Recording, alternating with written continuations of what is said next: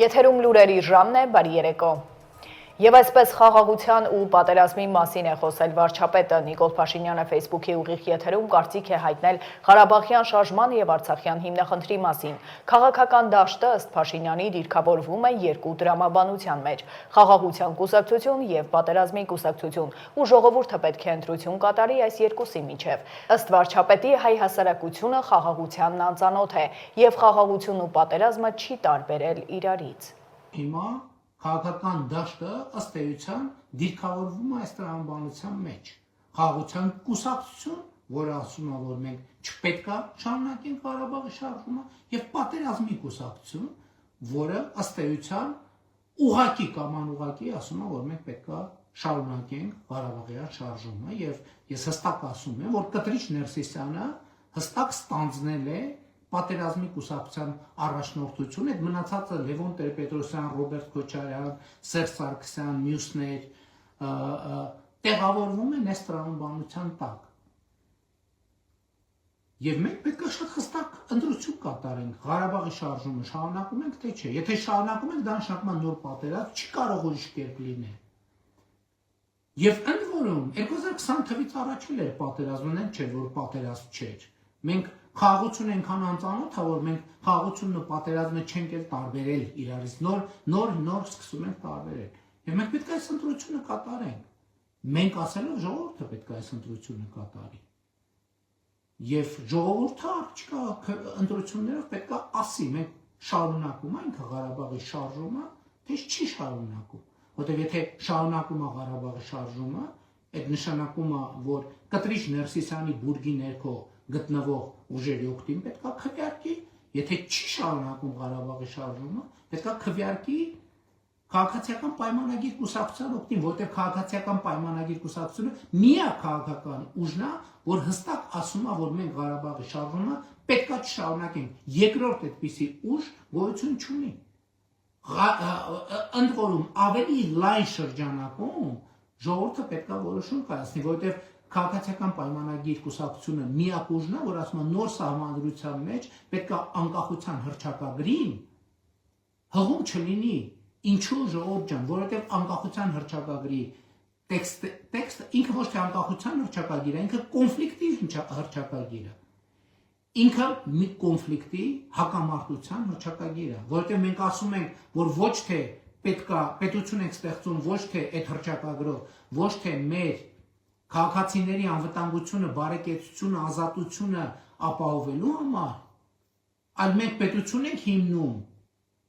Լեռնային Ղարաբաղի եւ Արևմտյան Հայաստանի համար։ Սա կոնֆլիկտի հռչակագիր է։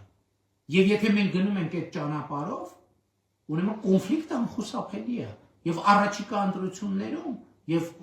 ինչի առաջիկա ընտրություններում, ամեն օրվա հանրային քաղաքական կյանքում այս հարցով մենք պետք է որոշում կայացնենք։ Ես հստակ ասում եմ, որպես Հայաստանի Հանրապետության վարչապետ եւ որպես քաղաքացիական պայմանագիր կուսակցության վարչության նախագահ, մենք չպետք է դա շարունակենք։ Մենք չպետք է դա շարունակենք։ Ընդ որում հիմա գիտեմ, էլի կասեն ու դեմ չեմ թող կասեն, բա այն ժամանակ Ղարաբաղի հետ կապված ինչ էիր ասում, չգիտեմ ինչ հետ կապված ինչ էիր ասում, այո ասում էի եւ դա ցույց է տալիս, որ ես այդ իրականությունից կտրված չեմ եղել, ես այդ իրականության դեմ չեմ եղել, ցույց է տալիս, որ ես մաքսիմալն եմ արել այդ օրակարգերի համար եւ դրա համար է, որ մեջբերում եմ Աստվածաշնչի այդ կտորը, որը գրել եմ, որովհետեւ անգիր չեմ հիշում։ Եվ ստեղ էլ խնդրում եմ այս խոսքի բարդ դարձվածքներ ընկալել, որովհետև չեմ ուզում մեկնաբանել, որովհետև այն ինչ որ եղել է, արդեն եղել է։ Իսկ մեջբերում հետևյալն է, ձեզ համար փող հնչեցրի, բայց դուք չպարեցիք, ձեզ համար ողբ երգեցինք, բայց դուք լաց ու կոց չարեցիք։ Ոչ մեկ այս ընտրությունից չի խուսափելու։ Ղարաբաղի շարժումը շարունակում ենք, թե չենք շարունակում։ Եթե շարունակում ենք, դա պատերազմ է։ Եթե չենք շարունակում, դա խաղաղությունը ամեն օրվա հետ ուժեղանալու է եւ անկախությունն ամեն օրվա հետ ուժեղանալու է։ Գերագույն հոգևոր խորհուրդը դատապարտել է իշխանության իրենց բնորոշմամբ կամայական խտրական գործողությունները, հայոց եկեղեցու և եկեղեցականների նկատմամբ իրականացվող հալածանքները, շինծու մեղադրանքներով ազատազրկումները, ինչպես նաև պետական լծակների գործադրմամբ եկեղեցու գործունեությանն արհեստական խոչընդոտների ստեղծման, սահմանափակման և եկեղեցական կյանքին ապօրինի միջամտությունների փորձերը։ Մայրաթոր Սուրբ Էջմիածնում Գարեգին II ամենայն հայոց կաթողիկոսի նախագահությամբ տեղի է ունեցել Գերագույն հոգևոր խորհրդի ժողովը։ Խորհուրդը մերժելի է համարել նաև վարչապետ Նիկոլ Փաշինյանի ելույթը Եվրոպական խորհրդարանում, որտեղ վարչապետը հայոց եկեղեցու և եկեղեցականության հասցեին ասել էր օտար ազդեցության գործակալ պատերազմի կուսակցություն։ Հակակոռուպցիոն դատարանում կեսօրից հետո սկսվել է գործարար Սամվել Կարապետյանի խափանման միջոց տնային կալանքի ժամկետը երկարաձգելու հարցի քննությունը։ Դատարանի բակում այս պահին էլ հավաքված են Կարապետյանի բազմաթիվ աջակիցներ։ Այնտեղ է նաև նախկին վարչապետ Կարեն Կարապետյանը, որը սակայն չի ցանկացել պատասխանել լրագրողների հարցերին, ասել է, որ ավելի ուշ կխոսի։ Դատարանն ընդմիջել է նիստը, այն շարունակվելու է ժամը 20-ին։ Ավելի վաղ Սամվել Կարապետյանի ազատ արձակման պահանջով բողոքի ակցիա է անցկացվել քաղաքի տարբեր վայրերում։ Ազատություն վանկարկումներով ակցիայի մասնակիցները կառավարության մոտ հայտարարել են, որ բան ունեն փոխանցելու և պահանջել են, որ որևէ մեկն իջնի։ Վստահեցնում են, թե Հայաստանում 86 օր հետո չի լինելու իրենց բնորոշմամբ քաղաքական բանտարկյալ։ Հայաստանը այս ընտրական պրոցեսներից առաջ հետաքրքիր իրավիճակում է։ Մի տարօրինակ բան կա։ Իշխանության հիմնական առաջատար մրցակիցը գտնում է կալանքի տակ 9 ամիս։ Հաստատիորեն իշխանությունը պայքարում է նրա նկարի դեմ միայն։ Խոսքի ազատությունը սահմանափակված է, այսինքն մարդը մենք քննչական կոմիտե նամակներ են գրել, պատասխանները դրական չենք ստացել, խոսքի ազատությունը սահմանափակված է իր կողմից։ Սահմանափակված է նաև, այո, դրական չենք ստացել, հաստատում չենք ստացել, ստացել է պատասխան, որ մենք իրավասու չենք դատարանի վճիռը մեկնաբանենք։ Իսկ դա նշանակում է, որ մենք հարցրել ենք, իրավասություն ունի, իրավունք կա, որպեսզի հանդես գա իր դեմքով հայտարարությամբ։ Պատասխանը եղել է այդպես լողուկ պատասխան։ Հայաստանի հաջորդ վարչապետը Սամվել Կարապետյանն է։ Հայաստանի հաջորդ վարչապետը պետք է լինի տնտեսական գործիչ, պետք է լինի, ես հայտարարում եմ, նոր մարդ։ Մենք պետք է նոր ղեկավար բերենք Հայաստան, տնտեսական ղեկավար, որը լուծի աղքատության հարցը։ Քոչարյանի աջակիցները Սամվել Կարապետյանը լինելու է Հայաստանի Հանրապետության հաջորդ վարչապետը։ Բայց եթե քաղաքացիական պայմանագիր կուսակցության շատ պատգամավորներ որոշեն աջակցել Սամվել Կարապետյանին, որ նա լինի, մենք աջակցությունը, որպես այդպեսին, մենք չենք բացառում բոլոր ուժերի կողմից, բայց հաջորդ երկրի ղեկավարը պետք է լինի նոր մարդ, որ այս պառակտումները մեր երկրում վերանա։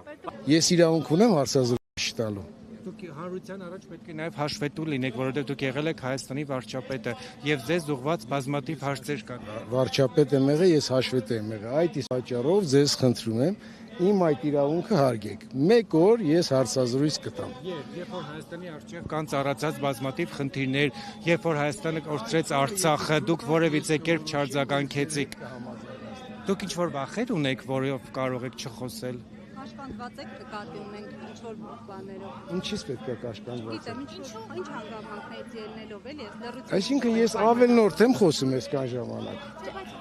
Վերջ, շնորհակալություն։ Լավ, պարոն Կարապետյան, Երբ որ հարցազրույց տալու ունեմ, այո, աջակցում եմ Սամվել Կարապետյանին, միանշանակ։ Լավ չի ստացվում, գուցե։ Շփումներ ունեք։ Այդ հարցին կպատասխանեք։ Շփումներ ունեմ։ Պաշտպանության նախարարության պաշտոնյան մեղադրվում է խոշոր չափերի կաշառք ստանալու համար։ Հակակոռուպցիոն կոմիտեի տեղեկացմամբ նախարարության հանրապետական զինվորական կոմիսարիատի մարզային ստորաբաժանման պաշտոնատար անձը տարբեր անձանց օգտին ապօրինի գործողություններ կատարելու համար ստացել է խոշոր չափի կաշառք։ Մասնավորապես Գեղարքունիքի մարզի բնակիչը որդուն ծառայությունից 3 տարով տարկետում տրամադրելու նպատակով նույն մարզի բնակչի օժանդակությամբ պայմանավորվածություն է ձեռք բերել պաշտպանության նախարարության պաշտոնյայի հետ, որը հարցի լուծման կառավարության համար 2025 թվականի հուլիսին պահանջել է $11,000։ Նախաքննությամբ բացահայտվել են նաև նույն պաշտոնյայի կատարած ապօրինի գործողությունների այլ դեպքեր։ Հիմքերի բացակայությամբ վարժական հավաքներին չմասնակցելու գործընթացը կազմակերպելու դիմաց ստացել է ավելի քան 1 միլիոն դրամ արժողությամբ տարբեր ապրանքներ, իսկ մյուս դեպքում մեկ այլ պաշտոնատար անձի հետ նախնական համաձայնությամբ իր ծանոթին վարժական հավաքներից խուսափելուն օժանդակելու համար նշված պաշտոնյային դրդել է կազմել բժշկական կեղծ եզրակացություն։ Մեղադրանք է ներկայացվել, խափանման միջոց է կիրառվել տնային կալանքը, մեղադրանք է ներկայացվել ևս 3 անձի։ Պաշտպանության նախարարը Բրյուսել կատարած աշխատանքային այցի շրջանակում հանդիպել է Բելգիայի թագավորության պաշտպանության եւ արտաքին առևտրի նախարար Թեո Ֆրանկենի հետ։ Նախարարները քննարկել են պաշտպանության ոլորտում Հայաստան-Բելգիա գործակցության հարցեր, ընդգծել զարգացման մեծ ներուժը ռազմական կրթության, մասնագիտական վարժանքների, ռազմական բժշկության, խաղաղապահության, հումանիտար ականազերծման եւ այլ ուղղություններով պայմանավորվածություն ձեռք բերելով շարունակել աշխատանքները փոխգործակցության ընդլայնման ուղղությամբ։ Զրուցակիցներն անդրադարձել են նաև միջազգային անվտանգության առնչվող մի շարք հարցերի։ Նախորդին Սուրեն Պապիկյանը մասնակցել է BEDEX միջազգային ցուցահանդեսի բացման հանդիսավոր արարողությանը եւ շրջայց կատարել ցուցահանդեսի տաղավարներում։ Ավելի ուշ նախարարը Բրյուսելում հանդիպել է Եվրամիության ռազմական արդյունաբերության եւ տիեզերքի հանձնակատարի հետ Սուրեն Պապիկյանն ու Անդրյուս Կուբիլյուսը քննարկել են պաշտպանության ոլորտում գործակցության հնարավորություններին եւ զարգացման հեռանկարներին, նաեւ տարածաշրջանային ու միջազգային անվտանգության առնչվող մի շարք հարցեր։ Շարունակենք ազգային ժողովի նախագահի գլխավորած պատվիրակությունն ապրիլի 16-ից 19-ը կմեկնի Թուրքիա մասնակցելու միջխորհրդարանական միության 152-րդ վեհաժողովին։ Այս մասին կարգադրություն է ստորագրել Ալեն Սիմոնյանը։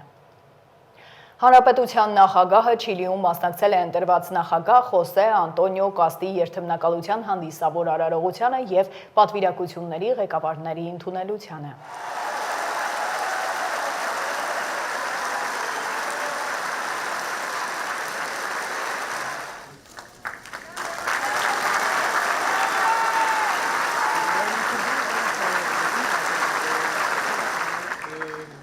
El señor José Antonio Cas Riz.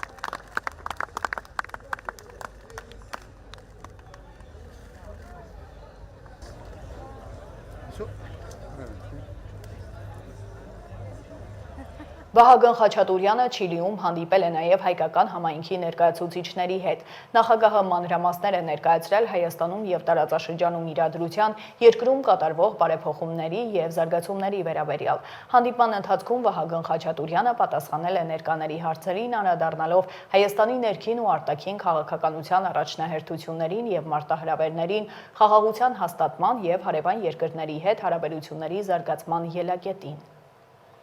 Եվրամիության արտաքին գործերի և միգրացիայի հարցերով հանձնակատարը ներքին գործերի նախարարի տեղակալի ուղեկցությամբ այցելել է ոստիկանության բարեկային ծառայության և օպերատիվ կառավարման կենտրոնի վարչական համալիր, որը գործարկվել է Հայաստանի կառավարության, Եվրամիության և Միացյալ Նահանգների գործընկերների համատեղ ջանքերով։ Մագնուս Բրունները շրջել է համալիրի տարածքով, ծանոթացել օպերատիվ կառավարման կենտրոնի և բարեկային ծառայության վարչակազմի շենքային պայմաններին և ենթակա ստորաբաժանումների գործունեությանը։ Նրան է ներկայացվել քաղաքացիների ընդունելության, վարչական վարույթների իրականացման և բողոքների քննության բաժինների գործունեությունը։ Մագնուս Բրունները համալիր զինանոցում, հրաձգարանում և մարզասրահում ծանոթացել է բարեկային ծառայողների ֆիզիկական և մարտական պատրաստվածության համար ստեղծված պայմաններին, նաև Երևանի գնդի ծառայողական էլեկտրամոբիլների տեխնիկական հագեցվածությանն ու հնարավորություններին։ ՄԱԿ-ի կանանց կարգավիճակի հանձնաժողովի 70-րդ նստաշրջանի շրջանակում աշխատանքի և սոցիալական հարցերի նախարարը մասնակցել է կանանց և աղջիկների նկատմամբ բռնություն խորագրով բարձրաստիճան հանդիպմանը։ Ելույթում Արսեն Թորոսյանը վերահաստատել է Հայաստանի հանձնառությունը կանանց և աղջիկների նկատմամբ բռնության կանխարգելման, բռնության ենթարկված անձանց պաշտպանության և աջակցության ապահովման, ինչպես նաև բռնությունից զերծ միջավայր ձևավորելու ուղղությամբ։ Նախարարի խոսքով վերջին տարիներին Հայաստանում զգալի առաջընթաց է գրանցվել ընտանեկան և գենդերային բռնության կանխարգելման, բռնության ենթարկված անձանց պաշտպանության ուղղված օրենսդրական և ինստիտուցիոնալ մեխանիզմների զարգացման գործում։ Նա նաև շեշտել է պետության, միջազգային կազմակերպությունների և քաղաքական հասարակության սերտ գործակցության կարևորությունը բռնության կանխարգելման և հավասար հնարավորությունների վրա հիմնված հասարակության ձևավորման գործում։ Լեմկինի անվան ցեղասպանության կանխարգելման ինստիտուտը խորը մտահոգություն է հայտնում Ադրբեջանի նախագահի վերջին արտահայտությունների վերաբերյալ։ Ալիևը համեմատել էր հայ քաղաքական կալանավորներին և ռազմագերիներին Նյուրնբերգյան դատավարություններում դատապարտված նացիստ առաջնորդների հետ։ Հայտարարությունում հղում է արված փետրվարի 13-ին Ֆրանս 24 հեռուստաալիքին տված հարցազրույցին, որտեղ Ալիևը նշել էր, թե Լեռնային Ղարաբաղի նախկին առաջնորդների հանցագործություններն ավելի ահավոր են, քան նացիստների կողմից Երկրորդ համաշխարհային պատերազմի ժամանակ կատարվածը։ Այնուհետև Ալիևը պնդել էր, որ հայ կալանավորներին ազատ արձակելու խնդրանքները նման են դաշնակիցներից պահանջելուն ազատ արձակել նացիստ պաշտոնյաներին և նրանց դատավճիռներից առաջ։ Ալիևի համեմատությունը չի արտացոլում պատմական իրականությունը, այլ աղավաղում է պատմությունը։ Ալիևի մեկնաբանությունները հնչել են ԱՄՆ փոխնախագահ Ջեյ Դի Վենսի հետ նրա հանդիպումից ընդամենը մի քանի օր անց, որի ընթացքում Վենսը բարձրացրել է Բաքվի կողմից դեռևս պահվող հայ պատանդների ազատ արձակման հարցը։ Ալիևի մեկնաբանությունները ցույց են տալիս նրա շարունակական անհարգալից վերաբերմունքը ԱՄՆ ղեկավարության նկատմամբ, որի փոքր խնդրանքները հայերի անունից նա պարբերաբար մերժում է։ Նրա հռետորաբանությունը նաև հայելային արտացոլման վառ օրինակ է, որը տարածված մարտավարություն է, այն օգտագործվում է միջազգային իրավունքի լուրջ խախտումների մեջ մեղադրվող առաջնորդների կողմից։ Չնայած բացարձակապես ոչ մի հավաստի ապացույց չկա, որ Բաքվի կողմից ներկայում պահվող հայերից որևէ մեկը կատարել է որևէ հանցագործություն, առավել ևս մարդկության դեմ հանցագործություններ և ցեղասպանություն, Ալիևն ու նրա կառավարությունը հավաստի դիտորդների և միջազգային իրավական փորձագետների, այդ թվում Լեմկինի ինստիտուտի կողմից մեղադրվում են Լեռնային Ղարաբաղում կատարված ցեղասպանության և մարդկության դեմ հանցագործությունների համար։ Լեմկինի ինստիտուտը Ադրբեջանի նախագահ Ալիևին համարում է ցեղասպան պետության առաջնորդ, մի պետության, որի ինստիտուտները լի են ցեղասպան գաղափարախոսությամբ, որի քաղաքականությունը ձևավորվում է ցեղասպան օրակարգերով։ Նախագահ Ալիևը ինստիտուցիոնալացրել է ցեղասպան հայատյացությունը պետական մարմիններում և հասարակական կյանքում։ Այժմ նա կեղծ մեղադրանքներ է առաջադրում դեռևս իր վերահսկողության տակ գտնվող հայ պատանդների դեմ և արդարացնում իր անօրինական գործողությունները, նրանց համեմատելով նացիստական ռազմական հանցագործների հետ։ Բաքվում պահվող Արցախի կառավարության հայ ներկայացուցիչների կողմից կատարված միակ հանցագործությունն այն է, որ նրանք իրացրել են ինքնորոշման իրենց իրավունքը, փորձել են ադրբեջանական ագրեսիայից պաշտպանել հայ բնակիչներին, որոնց ներկայությունը Լեռնային Ղարաբաղում 4000 տարվա պատմություն ունի։ Լեմկինի ինստիտուտը կոչ է անում Ադրբեջանի կառավարությանը դադարեցնել հայերի դեմ իր անմարդկային ցեղասպանական հռետորաբանությունն ու անհապաղ ազատ արձակել բոլոր հայ բանտարկյալներին։ Քանի որ նախագահ Ալիևն ինքն է հայտարարել, որ դա չի անի, միջազգային հանրությունը պետք է ճնշում գործադրի նրա վրա դա անելու համար։ Միացյալ Նահանգների նախագահը հայտարարել է, որ Իրանի շուրջ իրավիճակը շատ արագ է զարգանում։ Թրամփի խոսքով Թեհրանը շատ ծանր գին է վճարում, ոչնչացնում է նրանց ռեժիմը ռազմական, տնտեսական եւ այլ առումներով։ Նրանք այլևս չունեն ծովային, օդային եւ այլ ուժեր, չունեն ղեկավարություն։ Մենք ռազմական անսահմանափակ պաշարներ ունենք, հայտարարել է Դոնալդ Թրամփը։ Իրանի շուրջ զարգացումների եւ աշխարհում կատարվող այլ իրադարձությունների մասին տեսաշարով։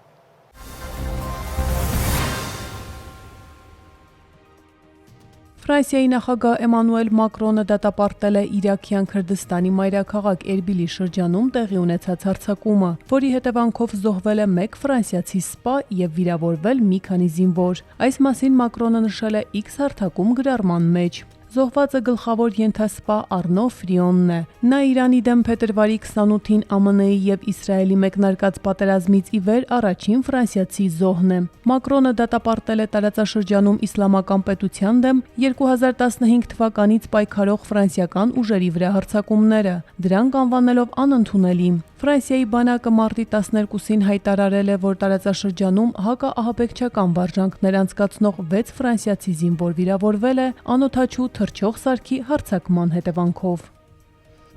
ԱՄՆ նախագահ Դոնալդ Թրամփը անդրադառնալով Իրանի հետ հակամարտությանը հայտնել է, որ Միացյալ Նահանգները ունի աննախադեպ կրակային հզորություն, սինամթերքի անսահմանափակ պաշար եւ բավարար ժամանակ։ Այս մասին Թրամփը գրել է Truth Social-ի իր էջում։ Նրա խոսքով Իրանի նավատորմը եւ ռազմաօդային ուժերը ոչնչացված են։ ԱՄՆ-ն շարունակում է իրանական հրթիռների, ԱԹՍ-ների եւ մնացած ամեն ինչի ոչնչացումը, իսկ իրանցի առաջնորդները ջնջված են երկրի երեսից։ Թրամփը սխալ է անվանել ամերիկյան New York Times թերթի այն ենթադրությունը, թե ԱՄՆ-ն չի հաղթում Իրանի հետ հակամարտությունում։ BRICS-ն Իրանի շուրջ ընթացիկ իրավիճակում կարող է կառուցողական դեր խաղալ ինչպես Մերձավոր Արևելքում, այնպես էլ ընդհանուր առմամբ աշխարհում իրադրության կայունացման գործում։ Այս մասին հայտնել է Իրանի արտաքին գործերի նախարար Աբբաս Արաղչին Հնդկաստանի իր պաշտոնակցի հետ հեռախոսազրույցի ժամանակ։ Արաղչին ընդգծել է միջազգային եւ տարածաշրջանային կազմակերպությունների կողմից Իրանի դեմ ստանձնազերծված ռազմական ագրեսիայի դատապարտման անհրաժեշտությունը, նշելով BRICS-ի դերի եւ կարգավիճակի կարեւորությունը որպես բազմակողմ համագործակցության զարգացման հարթակ, նա նշել է, որ այս պահին այդ միավորման կառուցողական դերն անհրաժեշտ է կայունության եւ անվտանգության պահպանման համար, տարածաշրջանային եւ համաշխարհային մակարդակում։ ՆԱՏՕ-ում ԱՄՆ մշտական ներկայացուցիչ Մեթյու Ուիթաքերը հայտնել է, որ Վաշինգտոնն ապացույցներ չունի, որ Ռուսաստանն Իրանին օգնություն է ցուցաբերում Մերձավոր Արևելքում ծավալված հակամարտության ընթացքում։ Ոչ մի ապացույց չկա, որոնց մասին մենք կարողանայինք հրապարակայնորեն հայտարարել, որ Ռուսաստանը մասնակցում է Իրանի գործողություններին։ Ավելի վաղ ԱՄՆ նախագահի հատուկ բանագնաց Սթիվ Ուիթքոֆը հայտնել էր, որ Ռուսաստանը իրենց հայտնել է, որ Իրանին հետախուզական տվյալներ չի տրամադրում։ ԱՄՆ-ի կողմից նավերի վրա բեռնված ռուսական նավթի նկատմամբ սահմանափակումների վերացումը վերաբերվում է տարանցվող շուրջ 100 միլիոն բարել ռուսական նավթի։ Այս մասին հայտարարել է Ռուսաստանի Դաշնության նախագահի արտասահմանյան երկրների հետ ներդրումների եւ տնտեսական համագործակցության հարցերով հատուկ ներկայացուցիչ Կիրիլ Դմիտրիևը։ ԱՄՆ ֆինանսների նախարարությունը տրամադրել է ընդհանուր լիցենզիա, որը թույլատրում է ռուսական ծագման այն նավթի եւ նավթամթերքի վաճառքը, որոնք նավերի վրա բեռնվել են 2026 թվականի մարտի 12-ի դրությամբ։ ԱՄՆ-ի եւ Իսրայելի կողմից Իրանի դեմ ռազմական գործողությունների եւ իրանական պատասխան հարվածների հետևանքով փակվել է Հորմուզի նեղուցով էներգակիրների մատակարարումները, ինչի հետևանքով կտրուկ աճել է նավթի գինը։ Եվրոպական արտաքին գործողությունների ծառայությունը հայտարարություն է տարածել, որում ողջունել է Իրանի շուրջ ստեղծված իրավիճակի վերաբերյալ ՄԱԿ-ի անվտանգության խորհրդի բանաձևը։ Եվրամիությունը ողջունում է ՄԱԿ-ի անվտանգության խորհրդի 2817 բանաձևի ընդունումը, որը Բահրեյնի թագավորությունը ներկայացրել է Պարսից ծոցի համագործակցության խորհրդի անդամ պետությունների Քուվեյթի, Օմանի, Կատարի, Սաուդյան Արաբիայի, Արաբական Միացյալ Էմիրությունների եւ Հորդանանի անունից։ Ասվում է հայտարարությունում, Եվրամիությունը վերահաստատել է Իրանին ուղղված իր կոչը անհապաղ դադարեցնել հարձակումները։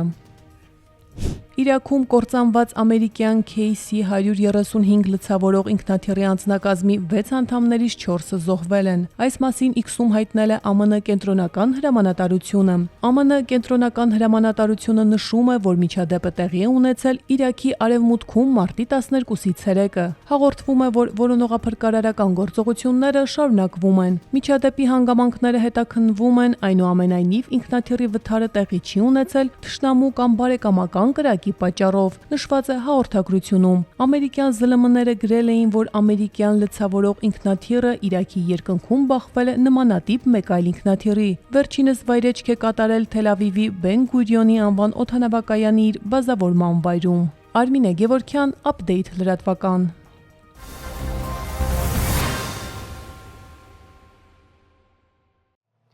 Շարունակենք խոշոր ավտովթար Արարատի մարզում Տափերականում Մերսեդեսը դուրս է եկել ճանապարհի երթևեկելի հատվածից հայտնվել ջրատարում։ Ինչպես դեպքի վայրից հայտնում է ֆոտոլրագրող Գագիկ Շամշյանը, վթարի հետևանքով 4 մարդ տեղափոխվել է Արտաշատ բժշկական կենտրոն։ Վթարի փաստով Վեդիի քննչական բաժնում նախաձեռնվել է քրեական վարույթ։ Շամշյանի տեղեկություններով հիվանդանոց տեղափոխվածները վարորդի կինն ու անչափահաս երեխաներն են, իսկ փրկարարները ջրից դուրս են բերել վարորդի մորը։